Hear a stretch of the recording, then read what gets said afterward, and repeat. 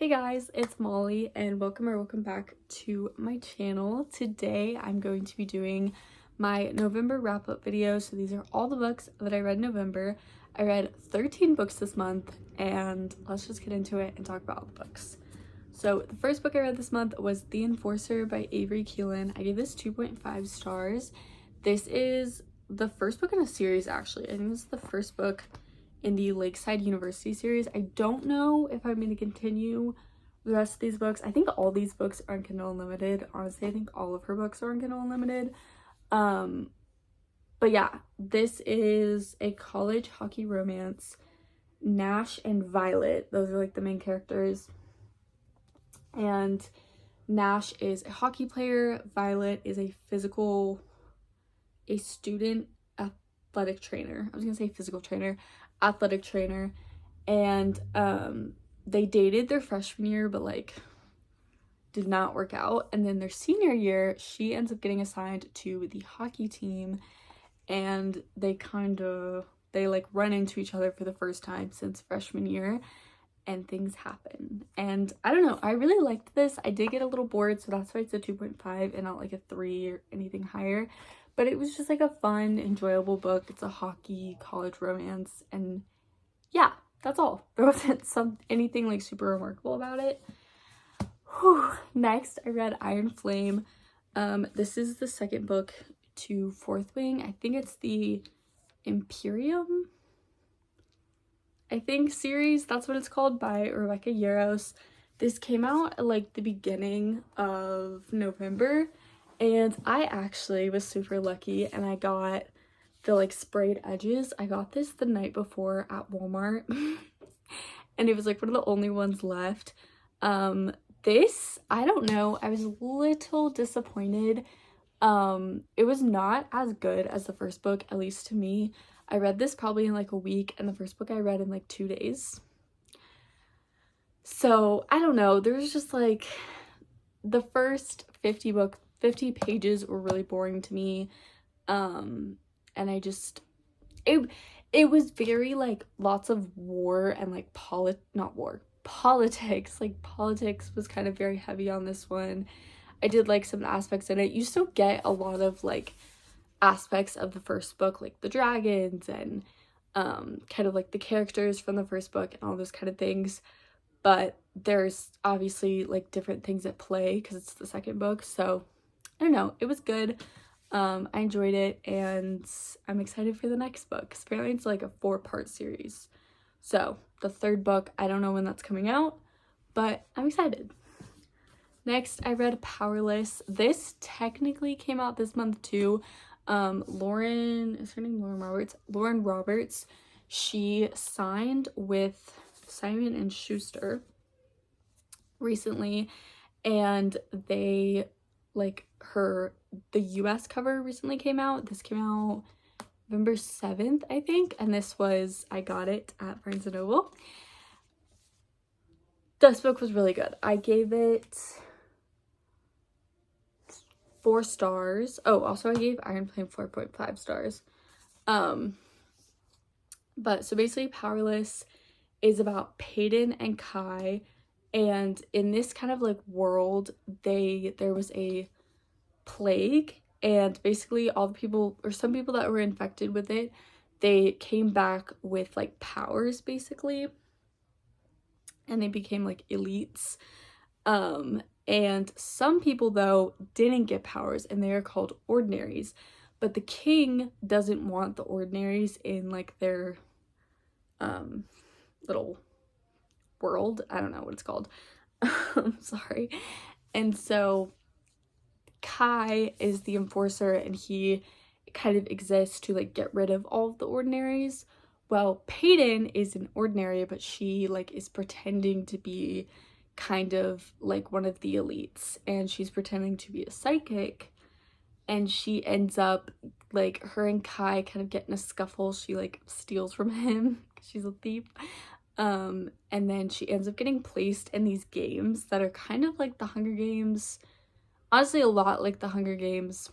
This book reminded me a lot of 2015 dystopian era years, like the Hunger Games, Divergent, the Selection series, like just all of those very dystopian books. This book would have fit honestly perfectly because the writing style was very similar, the kind of like era and everything, and all of the like fundamentals of this. Honestly, if this came out in 2015, it would like work, but I think it's because Lauren, she like kind of read a lot of those books along with us, and she was inspired by them, and then they kind of just like became part of this book. So it was really good. I really enjoyed it. And it's also going to be a series, and I'm excited to read the rest of those books. I know Reckless is coming out like this summer. Next, I read Love Redesigned by Lauren Asher. I have a complicated history with Lauren Asher. Some of her books I really liked, some of her books I really hated. Her writing style is interesting to me. It's just like the way that she makes her characters sometimes I'm not a huge fan of. And she does a lot of enemies to lovers, which is not my favorite trope. And this book was enemies to lovers. If you follow me on Goodreads, you would have seen my like absolute just battle with this book. Honestly, like every time I updated there, I had like complete different opinions, and I was like, I got really angry, and then I got really sad, and then like all these different things. Basically this book is about Julian and Dahlia, and they have known each other since birth. Their moms are best friends, and they're both from like the same small town. And Dahlia ends up leaving and going to San Francisco, and she gets in like, she lives there for like 10 years, ends up getting a really bad breakup, and then moves back to the small town, and her and Julian are kind of like facing off again, and they end up actually being kind of in like a project together, because both of their like they're kind of in like a creative rut. So they tried to be in a project together, and they're kind of doing like house rebuilds and stuff. And yeah, it was good, but there were like aspects I didn't really like of it, and there were just some tropes that I was just like, I'm not a huge fan of. But I really liked Julian, and I did really enjoy it. It was enjoyable, I will say. And yeah, and that was, oh, this is really out of order. That was 2.5 stars, but I read 2 books before that I didn't talk about. So Him by Serena Bowen and Al Kennedy. This is the first book in like a trilogy, I think. Basically this is about Jamie and Ryan, and they both played hockey together growing up, and then they played like at a summer hockey camp growing up, and then when they were like 17 they end up hooking up, and Ryan, who is like secretly gay, he ends up freaking out, and he like cuts off contact with Jamie, and Jamie is just left confused, and he's like, what, like, why did you just like completely cut off contact with me? And then they see each other at the Frozen Four, which is like the hockey championship for college hockey, like the NCAA.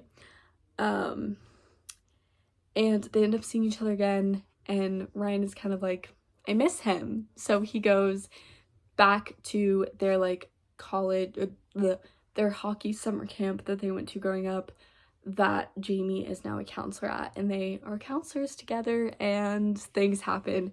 Very spicy, but good. It was really good. I gave that 3 stars. It was just like enjoyable and fun and cute.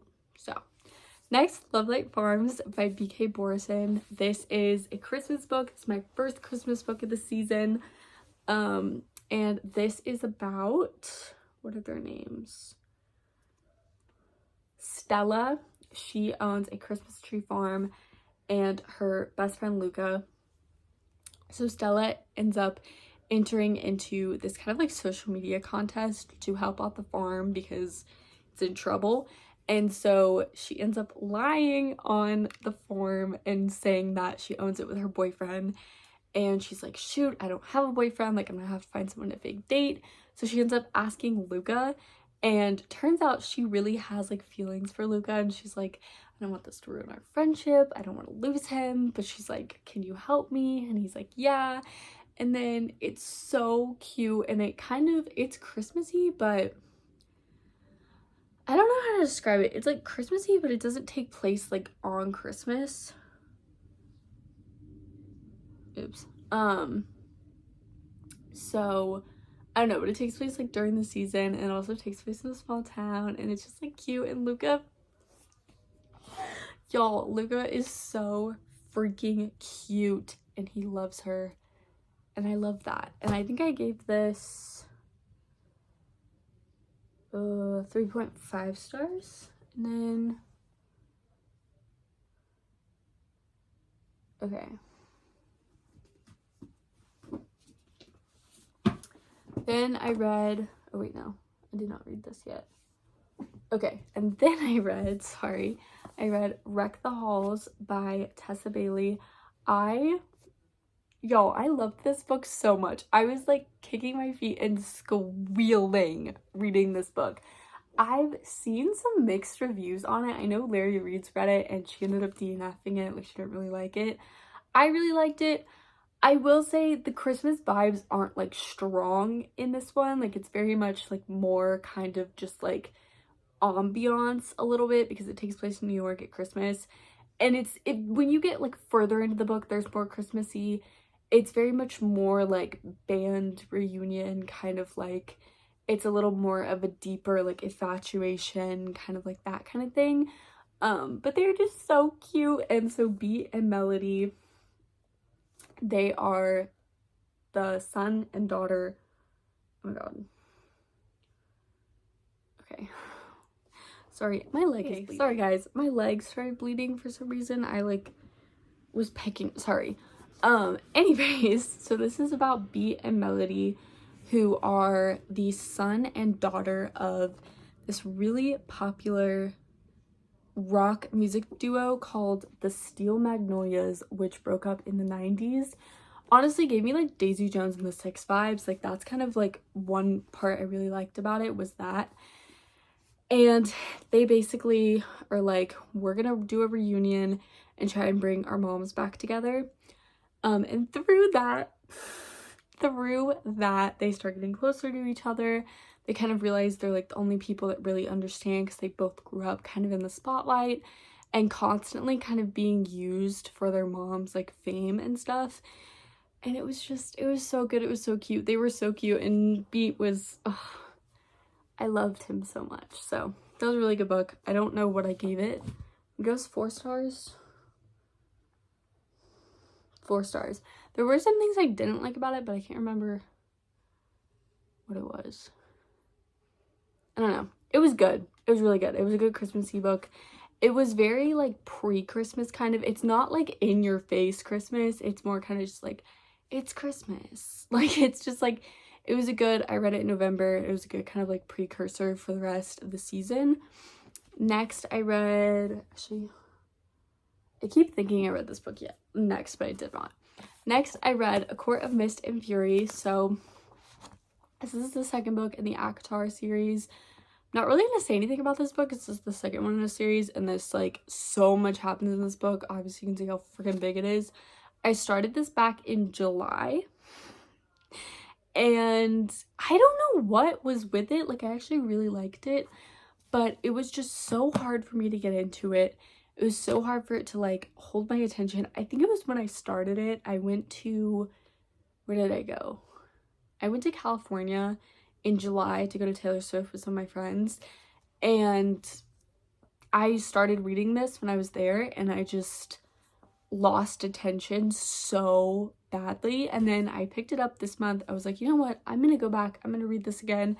I want to finish the series for the year's over. There's other books in the Sarah J. Maas world I want to read. I really want to get into Throne of Glass because I feel like everyone is reading Throne of Glass right now. I want to be a part of the hype. I want to know how good it is, you know? And so many people talk about this series, and I was like, I just want to like get through it. I want to read it. I want to know the hype. I want to understand.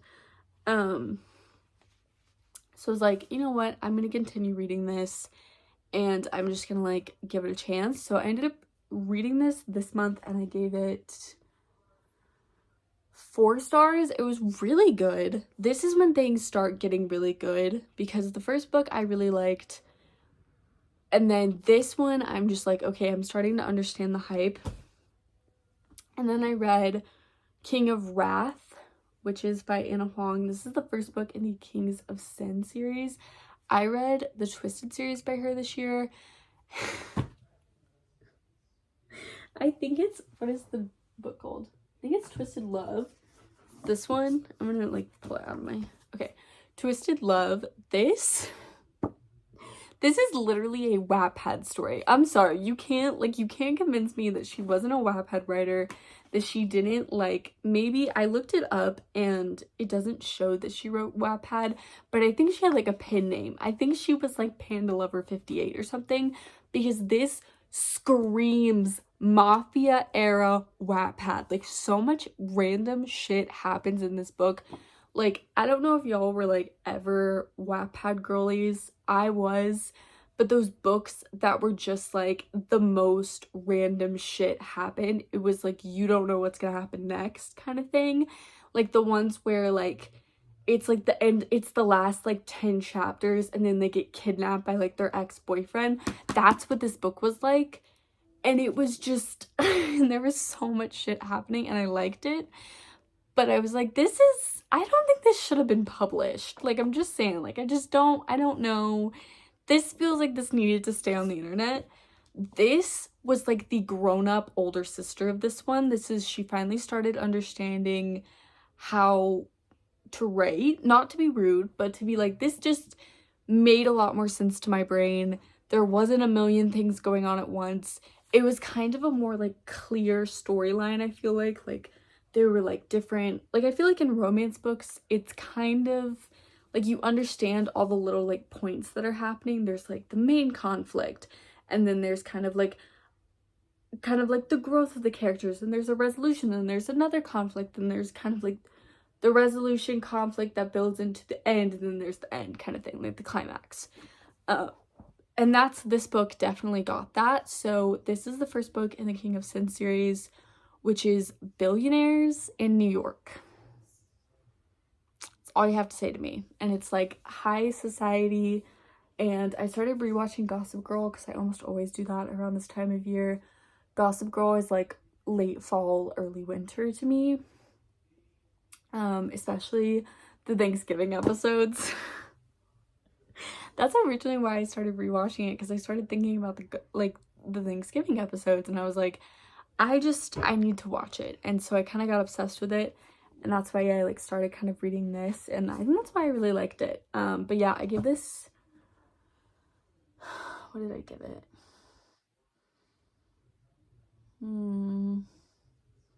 I gave it 4 stars.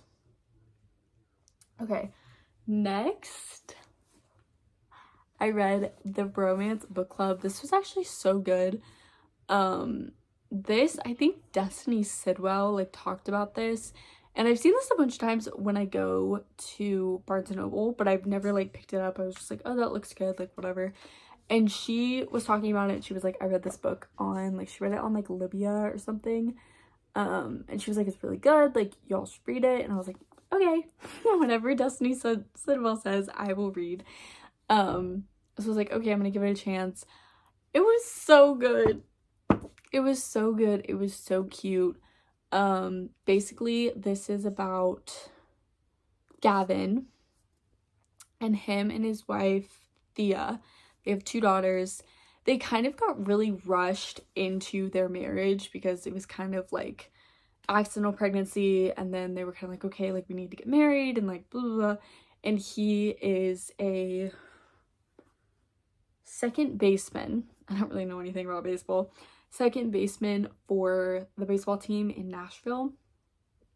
And their relationship, their marriage, has kind of just been declining the past couple years. And finally, Thea is like, I want to ask for a divorce. Like, I want a divorce. And Gavin is just completely heartbroken. And then he turns to his friends and they're like, we got ya. We're gonna help ya. And he gets introduced to the Bromance Book Club, which is basically a group of guys, very powerful, successful guys, who come together once a week and read romance books to help out their relationships, which was just like, it was so good because I think genuinely like romance books, you really can get a lot of information about like women and like how to treat them in relationships and stuff from those books, because sometimes I'll read these books and I'm just like, that is me, like that is my thought process, that is how I think, that is how I feel, kind of thing. And the fact that someone really wrote a book being like, okay, if guys like really wanted to know like what to do and how to help, just read a romance book. And it was so good. So I gave it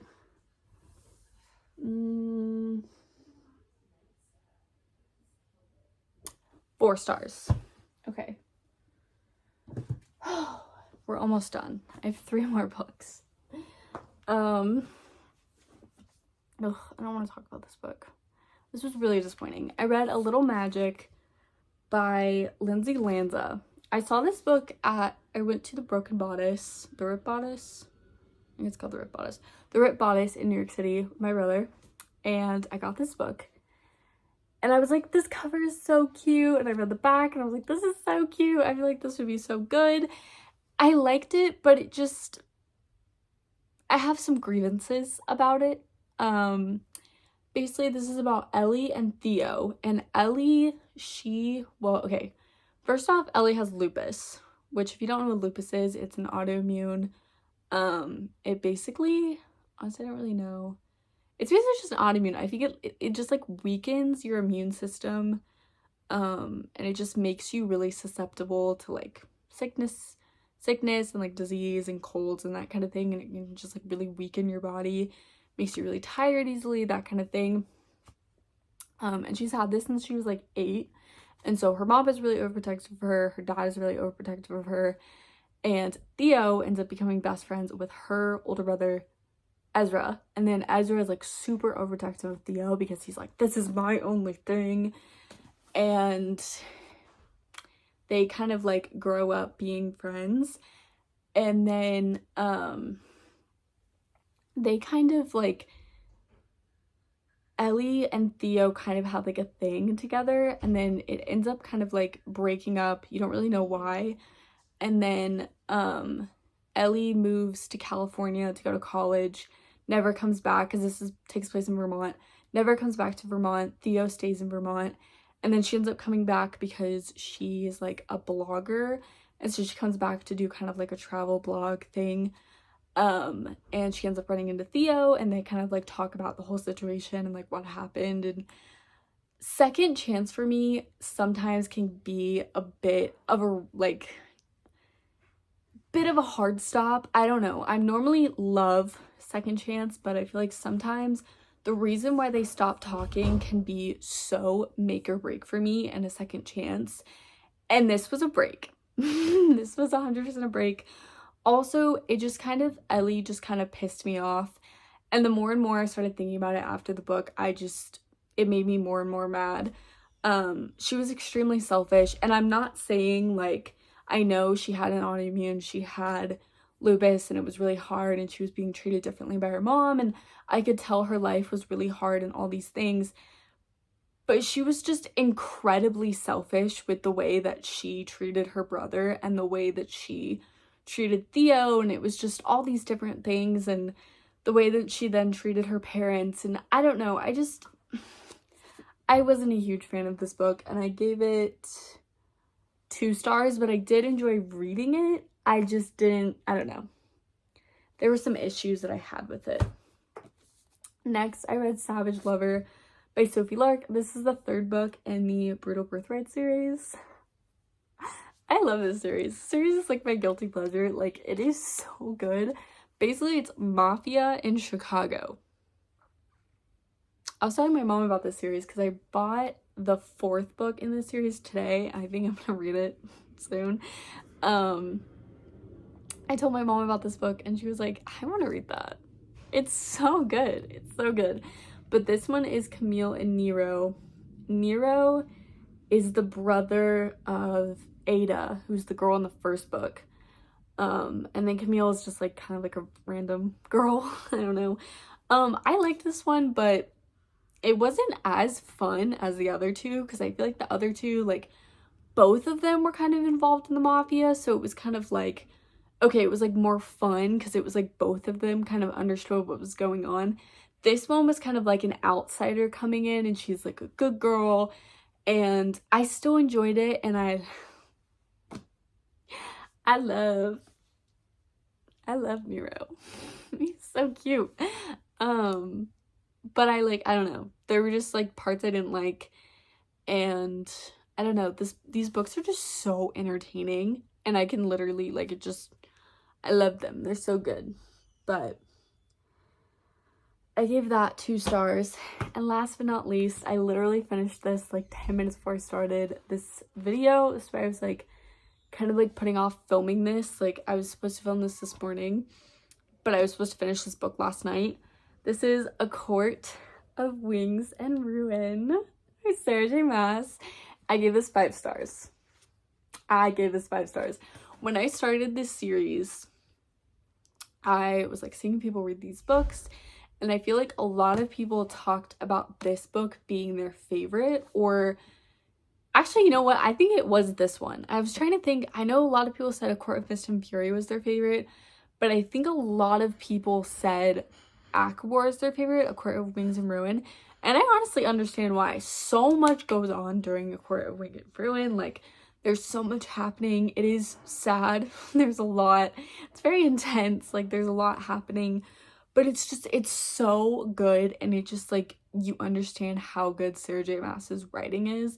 And I can't wait to read the rest of the books in her universe. Like, the Throne of Glass series, the Cousin City series. Like, I just can't wait to just get into the rest of it. So I definitely want to finish this series by the end of the year, just so I can like kind of get into those. But those are all my books this month. I hope you guys enjoyed. I love you so much, and I will see you again very soon. Bye!